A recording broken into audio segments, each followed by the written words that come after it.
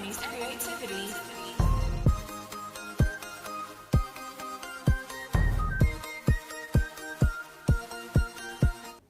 Hi everybody, I'm Ebony. This is Ebonee's Creativity. Thank you so much for joining me here on the channel.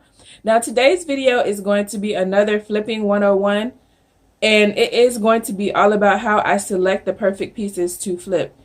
I've been getting a lot of questions in my DM and also on Facebook about how to get started flipping. What do you need to look for if you don't have all the correct tools, if you're basically just a beginner? So I would say I think I'm moving out of the beginner category, but I'm not a professional carpenter. I'm not a professional woodworker. I've not been doing this that long. So if you need to know the fundamentals, which is basically learning the different materials that furniture is made out of, you can check out my first flipping 101 video, and I will put an iCard, and also I will put it down in the description box. But basically, I'm just going to make this video about what I look for and how I select the perfect piece to flip for profit. I know that we're all kind of stuck at home right now, and some people are looking for ways to explore new hobbies or things that they've thought about doing but didn't have the time before. So I think it's great if you're watching this video because you're trying to start a new venture. Everybody's feeling very entrepreneurial right about now, and I think that's a great thing. So I just wanted to get that out. The first thing that is crucial, especially if you don't have a lot of materials, money, a lot of tools, if you want to do a basic flip, find a piece with flat fronts. And so if you notice, all the pieces that I have flipped on this channel, they pretty much have a flat front. If you try to flip a dresser that does not have a flat front and it has a lot of ridges or a lot of loops, not loops, but like grooves, indentations, it will be hell. Don't do it. Find pieces with flat fronts. They're easier to flip. They're faster to flip. You can get your money faster, and you can be done with that piece and on to the next faster. So like I recently did a flip for a customer, and it was this dresser, and oh my God, it took so long to paint it because I had to paint each dresser front by hand with a brush. And it's much easier when you can just use a roller and roll over a flat surface. If you have a paint sprayer, which that'll be one of the next tools I invest in, but I don't have that right now. So a paint sprayer would make, things with ridges and a lot of details much easier to flip. But if you're like me and you're starting out and you just want something basic, select something with a flat front or very little detail on the drawers. Trust me. Okay, something with a simple design. You don't want to be a hot pink dresser won't go with most people's decor. So the most successful pieces that I have done have been neutrals. I do like a pop of color every now and then, and I can afford to sit on a piece until the perfect buyer comes along. But if you're trying to get into the flipping game and you want to make quick flips and make quick profits, you don't want to be picking any bright, bold colors, lime green. You wouldn't want to pick that. You want to keep your design kind of simple. Whites sell really fast. Black sells really fast. And a lot of people are into gray nowadays. So, gray is a good option as well. Pick a piece with sleek, straight lines. You don't want anything that is going to look too dated. You don't want anything. Sorry, y'all. I'm conditioning my hair and I got water rolling down my neck. Anyway, you don't want to pick anything that is too unique looking. You want something that's basic, that can go from year to year without looking old. You don't want something that looks like an old grandma furniture. If you're trying to sell furniture, you want it to appeal to the most people, and just basic plain things, they sell the best. I have my notes here. If you see me looking down, that is what I'm looking at. Um, if you start selecting things that are way too unique or painting them unique colors, you will sit on that piece of furniture. So especially if you don't have storage space like me, I hardly have any storage space here. And so, you know, I kind of have learned what gambles are safe to take, like a bright blue that can fit into a lot of little boys' rooms. And so somebody bought mine for their little boy.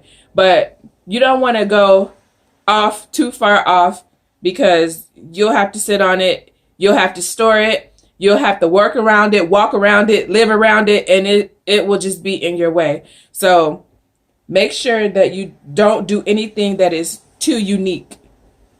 You want it to appeal to the most amount of buyers possible. Also, do not pick anything that is too far gone.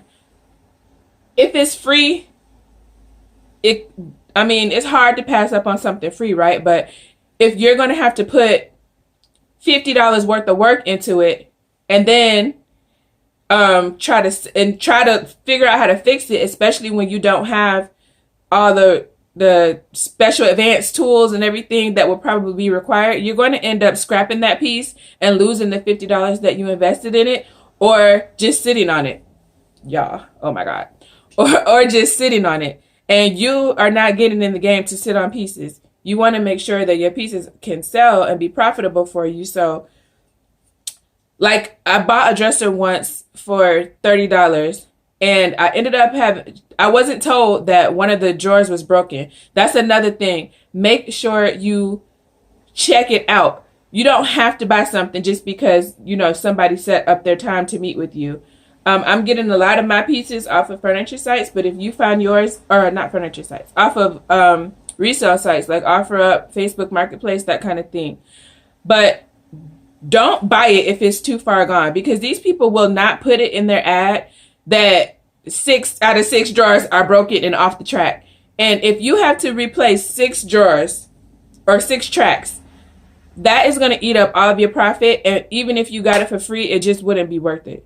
So make sure it's in good condition. A lot of people don't tell you everything that you need to know about a piece until you get there and you see for yourself that it's broken. This lady did not tell me that one of the drawers is off track, which it was just one drawer, so it was still profitable for me, and I was able to get a profit off of that flip. But that was, I think, like $12 to buy a new track that I didn't plan to spend. Then I had to spend my time trying to figure out how to put a new track. It's a nice skill to have, as a new flipper. Each piece will bring you a new challenge, but it wasn't the skill I was trying to acquire on that day. I just wanted to make a quick flip, and people don't put everything that you need to know in the ad, so just watch out for that. Like I said, I'm getting a lot of my pieces off of resale sites. I'm using OfferUp and Facebook Marketplace currently. I've only gotten one piece from a thrift store so far, and that was really just a lucky find. I haven't been really lucky finding pieces in there, but I know some stores, my restore where I live at is really sucks, but some of you guys have really great restores, and if you can find pieces in there, make sure you check them out, like I said. And if you're going to be looking online, let the sites do the work for you. I'm going to show you a screen grab of how OfferUp looks. It will send you a notification when pieces that match your search are posted, as soon as they're posted. And especially if you are a one-person operation like myself, you will definitely need that, because you'll get a ping. You don't have to sit there looking all day for new pieces. You'll get a ping, boom. My search parameter has the price set very low. And, so whenever someone posts dresser within a certain price point, it'll ping me and I can hurry up and take a look at it before other people who are just, searching. There are a lot of flippers in my area though, so you have to be fast. I'm sure a lot of you will come, in contact with that. So be fast, let the sites do the work for you. Make sure it's real wood. If you're just getting started, especially. The veneers and some of the other materials, they're much more difficult to work with, and wood is much more predictable. You know how it's going to take a stain. You know how it's going to take paint. Some veneers won't take a stain, or really they'll repel paint. they won't, cooperate at all. So make sure it's hardwood. And if you need help figuring out real wood versus fake wood, the first flipping 101 is about that. And like I said, I will link that video in the description box below. Look past things. Now, if it's way far gone, you don't want to get that, but look past things that could easily be fixed. You'll look past any missing drawer handles, look past the color that it is, look past any imperfections. Most things that are wrong with real wood pieces can be fixed with some wood filler and a good sanding. So you want to look past that. Ugly feet, the feet on the bottom, most times they just screw in and you can unscrew them. If you don't have, like I said, if you don't have certain tools, just make it easier for yourself. Really check out the piece. If you hate the feet, see how they're attached. If they screw in, that's an easy fix. You can interchange furniture feet off. There's sites like Etsy I've used before. I've even gotten furniture feet. The black piece that I flipped on here, check in my videos, you'll see a black piece with gold hardware. That piece, I changed the feet from furniture that I found on the side of the road. I hopped out my truck when I saw a couch on the side of the road.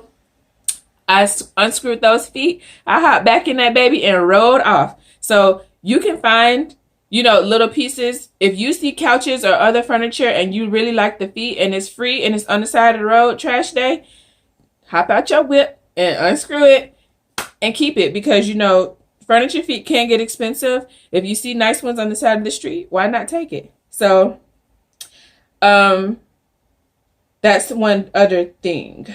What I focus on looking at is the shape of the body of it. I like a sleek, clean line because that will appeal to the most buyers. And flat drawer fronts, because that will save you a lot of time and that will make for a quicker flip. So that's the two most important things that I look for.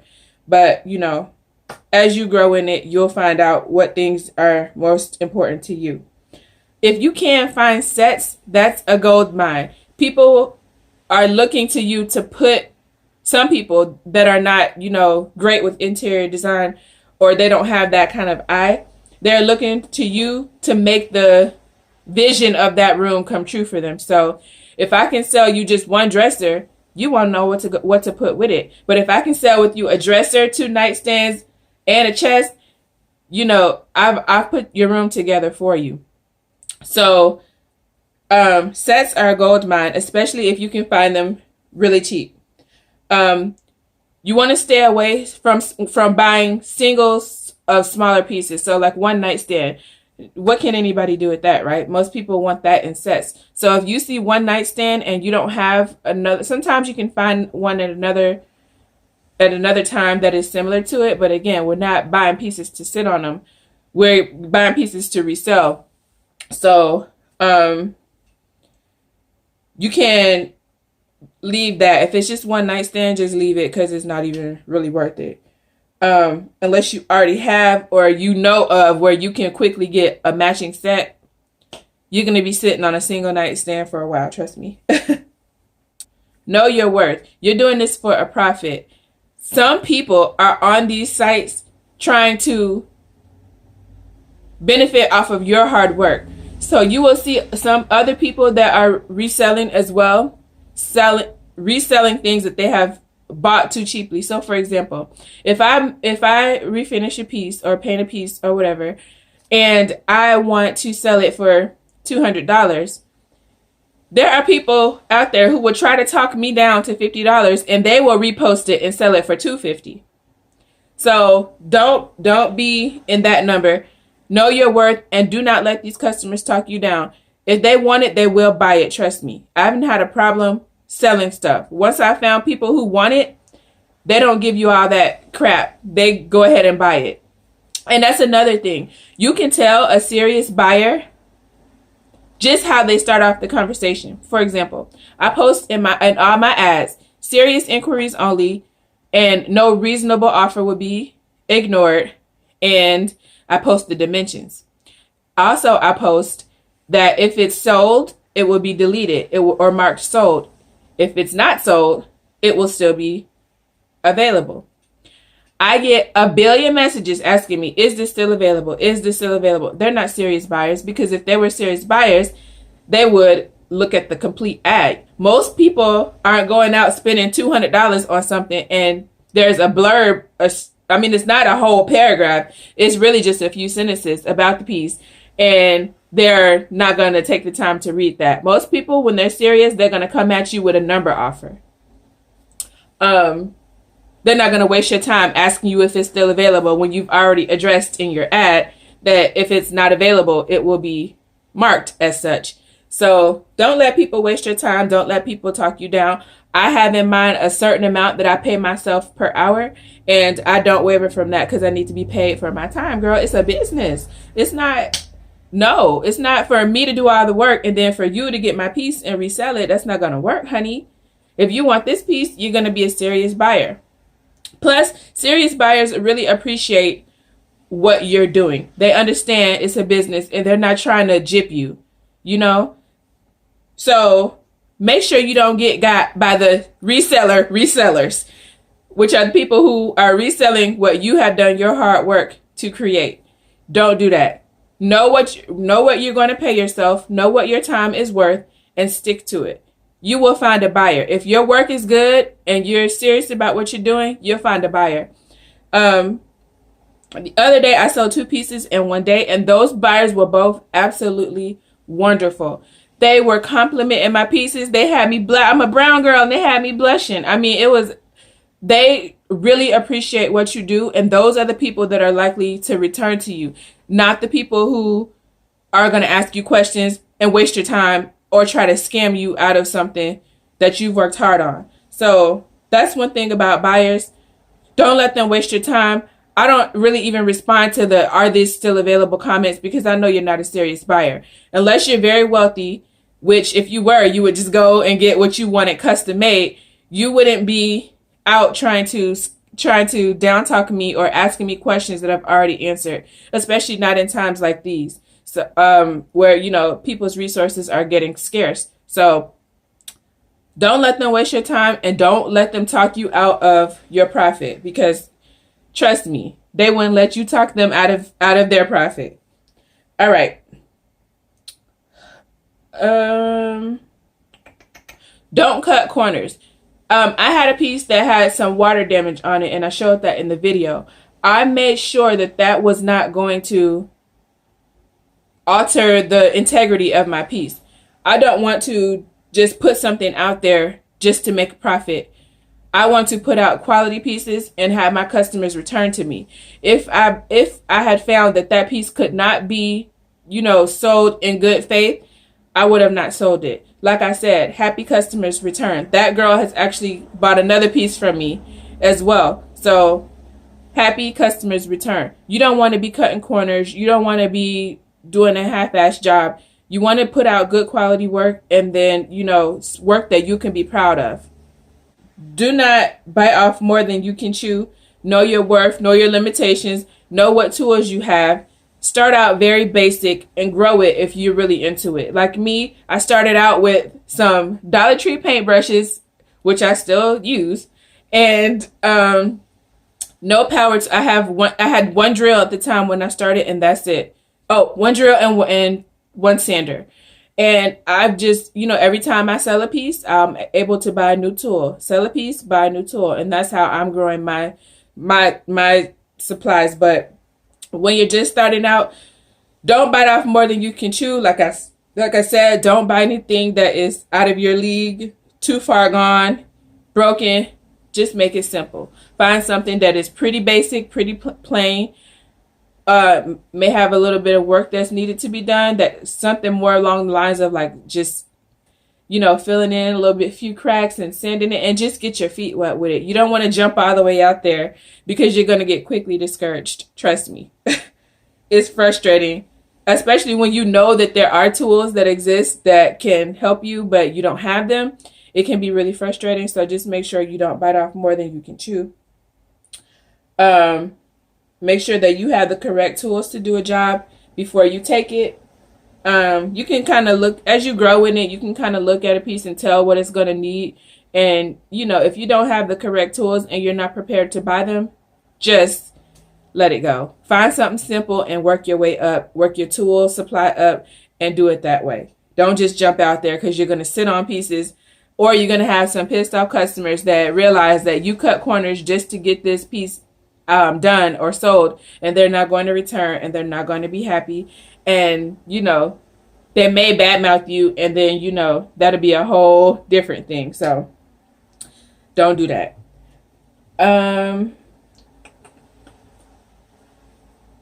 I covered that. Don't paint over damages. Don't try to disguise it. Just do the right thing, and then good juju and karma will be upon your business. Don't get greedy. I know we're in this to make a profit, but you don't want to be sitting on pieces. Like I keep saying, do not sit on these pieces, girl. Let them go. Don't let anybody scam you or you know, way undercut your price. But if you're trying to sell something for $250 and you get an offer for $200, I would take that. I mean, let it go. I'm trying to get it out. I don't pay more than $40 for a piece. And even with, you know, the amount that I pay myself per hour, I can still make a profit from it. If I don't make as big of a profit as I wanted, I mean, that extra 50 would have been, you know, nice in my pocket. But I may meet that customer who is willing to pay to buy multiple pieces, or, you know, send me some referrals. So don't get greedy. Don't sit and wait till you get an offer for $250. Let it go. Sell it to the highest bidder and keep it moving. Get you a new piece and get to flipping. Accept all reasonable offers. Unless you have plenty of storage space and you plan to sit on these pieces until you can get what you want. Most times you can get what you want for a piece, but wouldn't that suck to have gotten a $200 offer on a piece that you wanted $250 for 3 months prior, and you're still sitting on it waiting for $50? I mean, the cost to store it and keep it around you and move around it, it's just not worth that extra $50 that you waited 3 months to get. So don't do that. Let's see. I think I have covered everything on my list. The name of the game is buy low and sell high.